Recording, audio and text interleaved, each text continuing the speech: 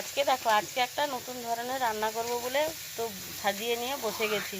দেখো এই পাতাগুলো, এটা হচ্ছে লাউ পাতা, তোমরা কুমড়ো পাতাও দিতে পারো, তো কোনো অসুবিধা নেই। আমি লাউ পাতাটা ধুয়ে সুন্দর করে ধুয়ে একটু নুন মাখিয়ে ওই যে দেখো ঠাকাতে রেখেছি। হ্যাঁ, সঙ্গে নিয়েছি যে বেগুন ডুমো ডুমো করে কেটেছি, আর সঙ্গে আছে মুরলা মাছ। তো একে একে পাতাগুলো মা সাজিয়ে নিচ্ছে। এবারে ওর মশলার জন্য উপকরণ নিয়েছি একটু আদা বাটা, একটু পেঁয়াজ বাটা, আর একটু রসুন বাটা, আর একটু টমেটো বেটে নিয়েছি, সেটাও একটু দিয়ে দিলাম। আর দেখো একটুখানি সর্ষে, সাদা সর্ষে বাটা, সেটাও দিয়ে দিলাম। এবারে একটু হলুদ, একটু কম করে একটু হলুদ নিয়ে নিলাম।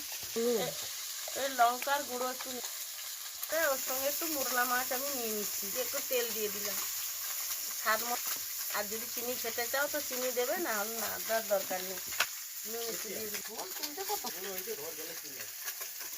দেখা এরকম পুটলি পুটলি করে বেলে নেব। আমি বসিয়ে দিয়েছি, একটু জল দিয়ে দিয়েছি, এবারে স্ট্যান্ডটা দিয়ে দিয়েছি।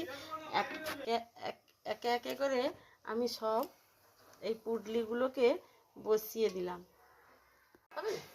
ঢাকনা দিয়ে কিছুক্ষণ, বেশ কিছুক্ষণ ঢাকিয়ে রেখে দেবো। তো রান্নাটা কমপ্লিট হয়ে গেছে। এ দেখো পুটলিটা 2 হাত দিয়ে খুলছে। কলা পাতা যে এগুলো হয় না, দড়িগুলো হয়, সেইগুলো দিয়েই বেঁধেছিলাম, তো ও 2 হাত লাগছে খুলতে।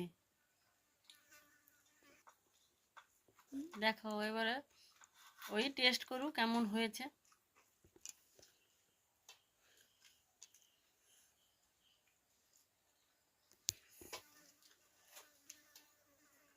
কেমন রান্না হয়েছে? এটা মোরলা লাউ পাতা দিয়ে ভাপা। ভালো ভালো।